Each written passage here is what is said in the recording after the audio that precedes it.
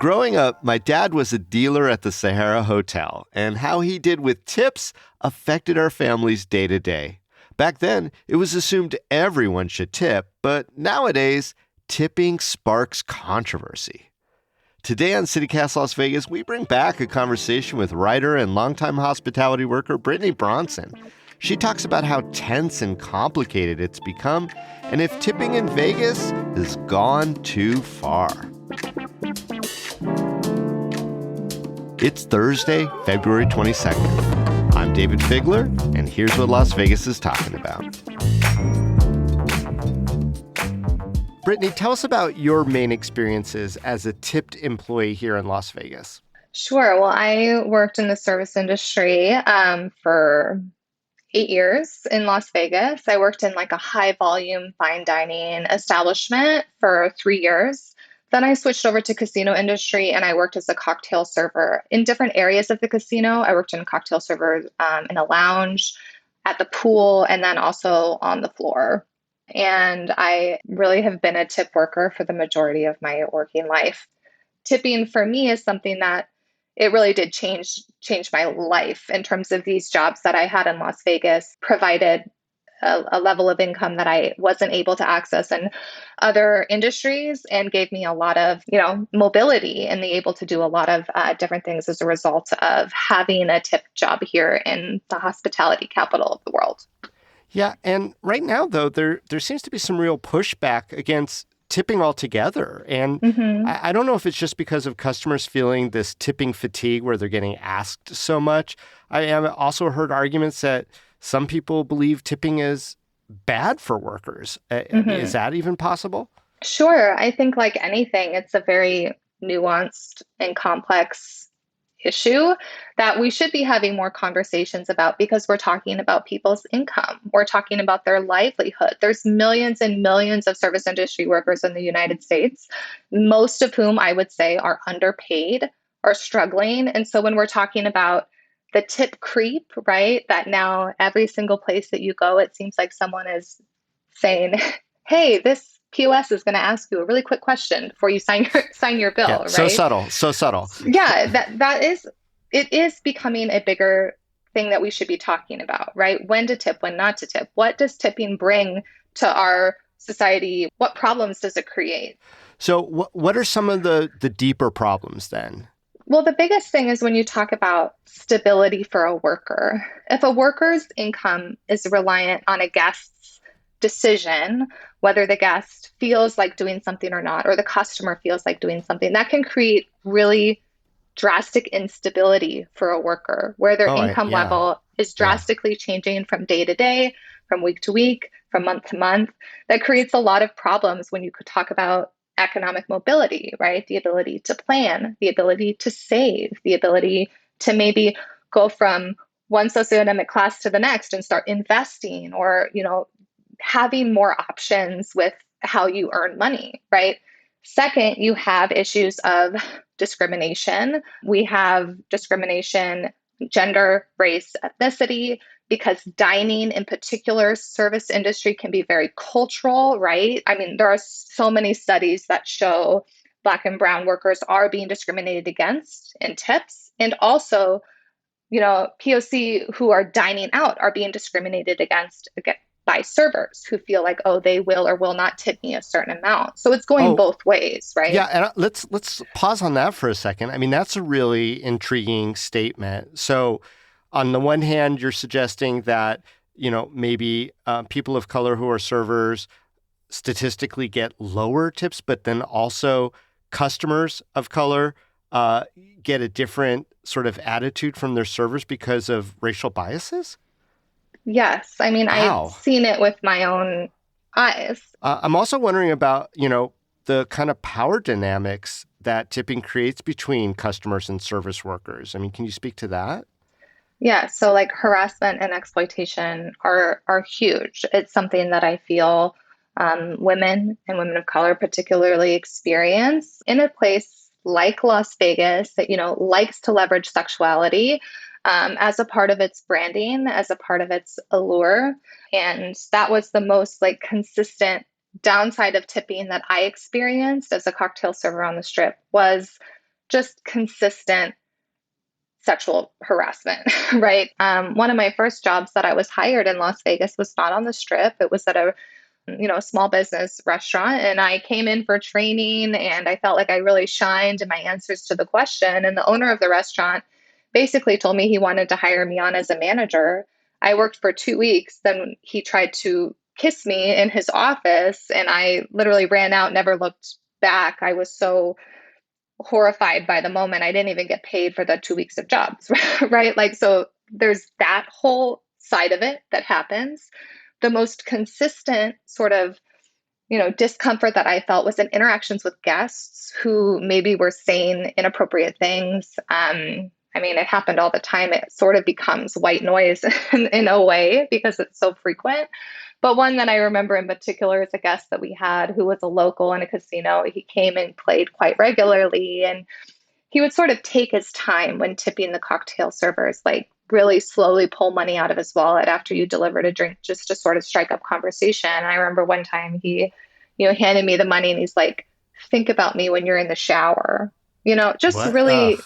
nasty things. Yeah. And I remember sitting in the employee dining room like a week or so later, and I heard a coworker a couple tables behind me talking about the same guest and saying, I know this is a part of the job, but I wish there is something that we could do about this. Like, it's so annoying to have to deal with this night after night after night. And so that phrase, part of the job, this is a part of the job, I do think a lot of people in the industry believe that to be true, which does concern me, right? This is not a part of the job. You do not have to agree to people saying inappropriate things to you, to touching you in an inappropriate way when you're at work. That's not a part of the job. And so I think that's a narrative that's very popular among service industry workers, in my experience in Las Vegas, that I hope we eventually dismiss entirely. Yeah. And just listening to that, that horrific account, I can't help but think that it is exacerbated just because all that is entwined with this reliance on tips. And I'd imagine that just complicates the calculus of how you can live your life when, all this is swirling around the fact that if you don't get those tips, you're not going to be able to pay your bills.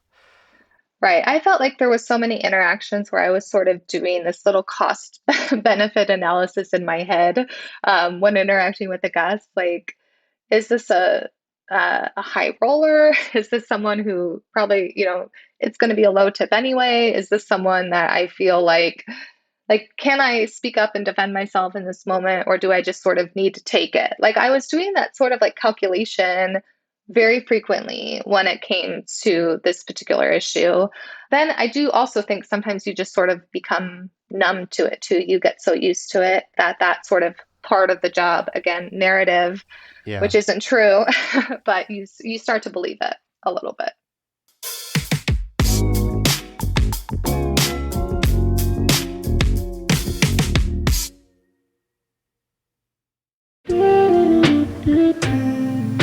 You've heard it before, and I gotta say, it drives me nuts. That trope about how there's no culture in Las Vegas. First, there's plenty of unique Vegas culture. Get over it. Second, so many arts and literary groups have been killing it for decades. One of my faves, the Black Mountain Institute at UNLV. I'm so excited that BMI has announced its new season of live events that are all free and open to everyone. The first one's this Thursday at 7 p.m. It's a reading and conversation with authors Taja Eisen and Amanda Fortini at the Beverly Theater. And there are more events scheduled too, with award-winning writers like Julian Delgado Lopera and Tanana Reeve Dew. Plus, book clubs and writing workshops, including one that I'm helping run later this spring too. BMI is a treasure, and you're invited. Check out blackmountaininstitute.org to learn more.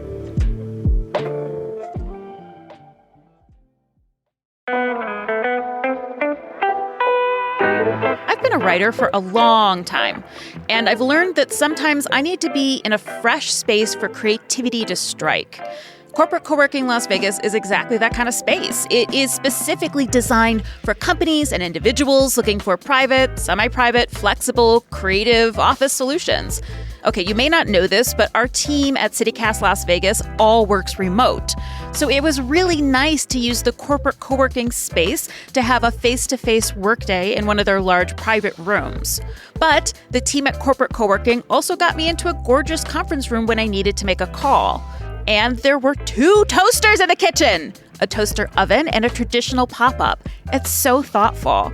So whether you're a solopreneur like me, a small business like CityCast Las Vegas, or a large employer without a traditional office space, look into Corporate Co-working Las Vegas.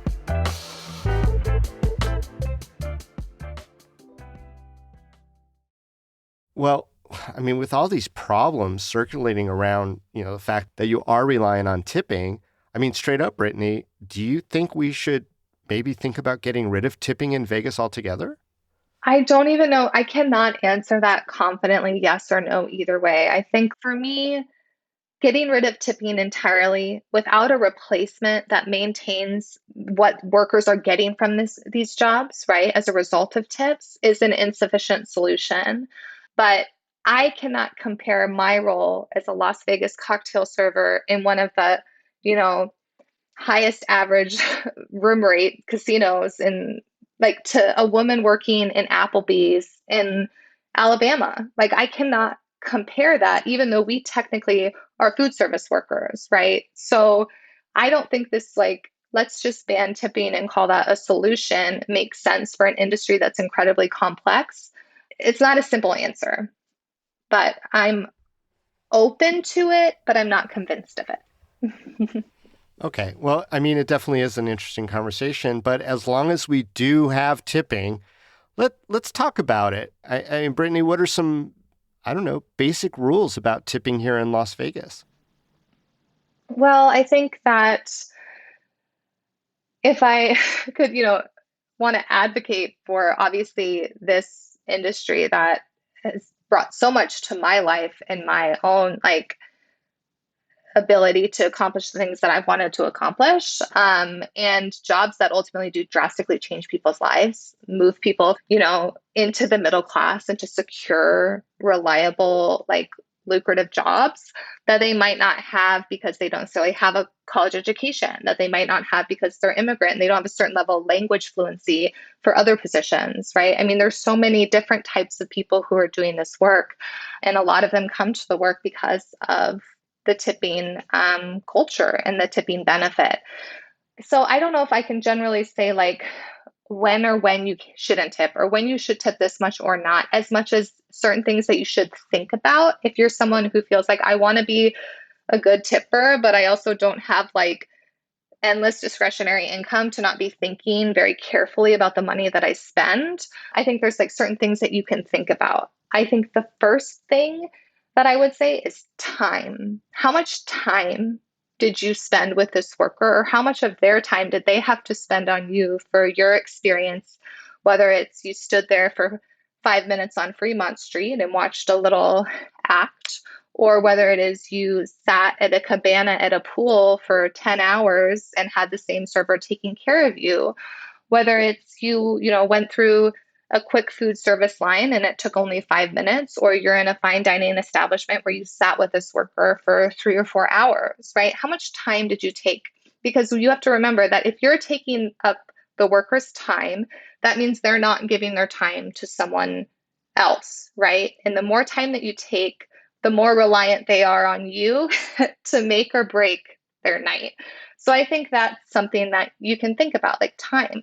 I think the second thing that you can think about is, what kind of tasks or to put it in a more snarky way, how obnoxious am I being? Or how obnoxious was I, right? Did I try to make my requests really brief and very clear with this server? Or was I sort of distracted the entire time and making it difficult for them to communicate with me? Or, asking for ketchup and then they come back and I ask for ranch and then they come back and I ask for honey mustard, right? Just the little things that we can think about, what kind of guest am I being or customer am I being in this situation? And having that sort of moment of self-reflection. And I Yeah, think although I'm wondering if like there's a downside to that too, is like if a guest thinks that that's a good standard, that they're like, okay, well, I have a license to be super obnoxious because I'm going to give a sure. better tip. You might have seen that too, Yeah. huh? Oh, sure. Yeah. I mean, I think that's totally true. um, and then I think also third is like just remembering that just because you give a tip to a particular worker doesn't mean that they're getting the entirety of that tip, right? Oh Every yeah, single yeah. establishment, every restaurant, every spa, every casino has different policies around tipping. And the majority of the time, in most of the service industry positions I've had, I am sharing my tip in some way, in some degree. So I think that's another thing to think about if maybe you do have a bad experience with a service worker, which yes, happens. It totally happens. Like I'm not out here saying that every service worker is giving 100% all the time, right? But just realize that maybe, you can think about other things that did go well throughout your experience. Maybe your drink was really tasty, the garnish looked really beautiful on your cocktail, right? That was a bartender who took the time to do that, and they are most likely a part of the tip share. So I think those are just additional things that people can think about versus either, 15, 18, 20, right? It's one of these things, which is some sense what we default to. Right, because that's the standard that most people in America are used to, is that Right. exactly what you said, 15, 18, 20% of the check, which is interesting. And you got me thinking about so many different things there, Brittany, here in Las Vegas, especially like the idea of, having to tip out everyone. I want to list a few other examples. Maybe tell me what you think would be an appropriate tip, just generically speaking. So valet parking specifically. I mean, some places it's free, some places they charge. What do you think an appropriate tip would be to have someone park your car in a Las Vegas casino? So I am just going to caveat this by saying I err on the side of generosity because I've been in these roles. So there's sort of like a personal attachment for me. But Mhm. I think $2 to $5 is like a good tip for valet. Okay. And they do have a quick turnover, and your Hmm. interaction with them is somewhat limited. Correct. Um, right. Let's talk about gambling a little bit. And I don't know if you're a gambler or, but someone who's been out on the floor, you see it. Let's go with table games like blackjack. I am a gambler. And so for me, like, I like to tip while I am playing and while I'm engaging with the table games dealers. I like to sometimes play bets for the dealers so that they can have fun as well. Like, it's not just, hey, you have to tip at the end when you leave. There's other times or moments, maybe you double down and you hit, you get the ace, right? So you get a bigger payout. Maybe that's an appropriate time to toss $1 to your dealer. I think there's a lot of opportunities there. But again, I think time is a big thing there. Like, did you sit at the table for like 10 minutes or did you sit there for a couple hours and you're right? Now the worker is more reliant on you, right, as a part of their income than they were if you just stopped for 5 minutes and now the seat is open. I think thinking about what's my increment, what's my minimum bet, what am I betting every single time? Like, I think that's a good number. Like, I would like to tip this person at least one minimum bet, right, in my time at this table. Sure. And well, let me give you one last example. And this one might be the most controversial in the gambling world, but for slot jackpots, because here in Las Vegas, we have a threshold where if someone hits a $1,200 or more slot jackpot, it's called a hand pay, for those who don't Hmm. know. And that means that there are casino workers who have to come over, sort of handle financial documents and things of that nature, and then, hand it off to you. Notoriously, when people get really big jackpots, if they don't, quote unquote, tip enough, they get trolled out there in the social medias Oh, and stuff. So absolutely. is there maybe a standard with slot jackpots? Oh, this is so tough. I don't know if I'm more familiar with like video poker. What's like a traditional slot play? Like 1500 might be like the most basic low jackpot, right? I think a 50 to $100 tip in that situation would be very generous. And I think a slot attendant would be happy with some range in between there. Yeah. And I'd imagine also if you're constantly hitting smaller jackpots and they know that you're going up and down, et cetera, as long as you're steadily Right. giving them, so cumulatively they're coming away with what would be a considerate tip, if that makes sense, like one that acknowledges their work for you, that probably makes sense too.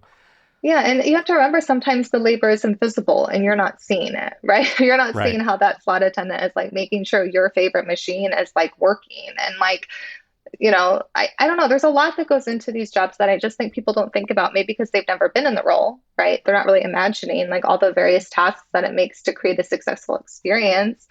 Yeah, I think, that's a really good point, Brittany, because I think the point of casinos is to make certain tasks invisible to the consumer, to the right. customer. And, not acknowledging that does seem to be a little callous on the part of the tipper. Yeah, and now I'm horrified realizing that I totally left out housekeeping in the discussion of like people who rely on tips and who are so easily forgotten in terms of like gratuity, right? Like housekeeping does so much invisible work. Like when you come back to your room and it's beautiful and it's fresh and like you've had a hot day out in the sun and you get to come back to this clean, organized room, that's completely invisible labor, right? And how much would you leave a housekeeper after a 1 or 2 night stay at a casino? Oh my gosh. Again, like how I don't like stay overnight in casinos because I could never afford it. But like when I go to a Marriott or a Hilton, right, like on vacation, I try to leave like for a weekend a $10 to $20 tip for my housekeeper. Yeah. I think that if you're staying in a really high end suite or a room, I really believe that I would expect more. But I think it would depend on your room rate, right? Like how big is the room? Like, is this a suite where like they're cleaning the kitchen as well as like making the bed and doing all these other things? I think, again, like it's just people aren't thinking about that, right? They're not thinking about like all of the additional tasks that might be going on. Well, let's imagine for a minute that Vegas does get rid of the tips. And I think we alluded to this before, but what do you think the ideal post-tip Vegas future would look like? Oh, it's hard to imagine, right? It's certainly hard to imagine as a service industry worker. And I think it's the alternative would have to be very enticing. Now, I do want to preface this by saying that the unions have done amazing work to create jobs that have reliable wages, that have higher hourly wages than the federal minimum, than other states where there's tipped minimum wage, right? Where servers aren't even making a full minimum wage. It would have to be a higher hourly wage that can be somewhat comparable for what people are making with gratuity, right? For me, because I worked in higher end casinos, my gratuity was, 4/5 of my income and my hourly wage was about 1/5. So if you take away my tips, for me personally, you take away my entire desire to be in this job. I know that there are restaurants who have implemented this, like in New York and some places that have eliminated tipping and now do maybe like a $30 an hour wage or like a $40 an hour wage. But then if you do decide to do that, then you have to ask yourself what small businesses, smaller restaurants, the restaurants that we love locally, are not going to be able to survive. The casinos, they'll be just fine. Let's be honest. They're going to be fine. But our small businesses, the restaurants that we love to frequent as locals, a lot of them would not be able to sustain those types of wages.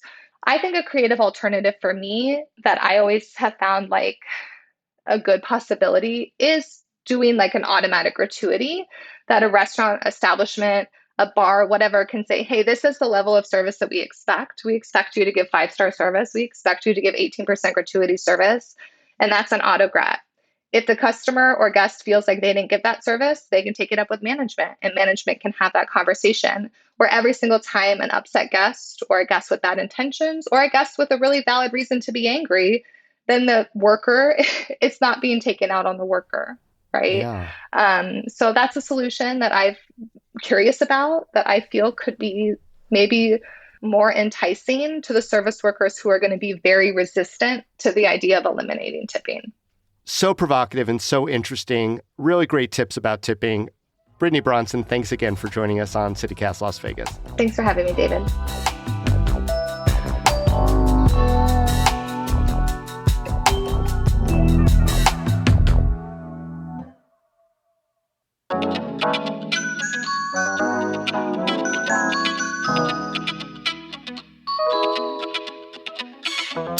That's all for today here on CityCast Las Vegas. If you enjoyed the show, well, we don't need a tip, but you can head on over to LasVegasWeekly.com and vote for us in the 2024 Best of Vegas, Best Vegas Podcast category. Just write in CityCast Las Vegas. Also, don't forget to subscribe to our morning newsletter. We'll be back tomorrow morning with more news from around the city. Till then, stay lucky.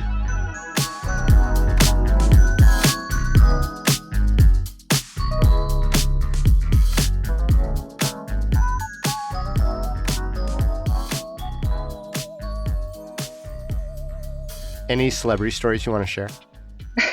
Well, one that's very famous on Twitter is Rudy Giuliani totally stiffed me when I served him in Las Vegas. This was like during the height of a Republican primary season in 2016. And I was all over Twitter on that after I finished that job. And now it's so funny because whenever Rudy Giuliani comes back in the news, like that tweet that I tweeted, like starts to get more likes. It like resurfaces. Oh, yeah. Whenever he even probably comes back to Las Vegas, it's sort of like a Amber Alert. Like, yeah. Rudy's coming. He's not going to tip you.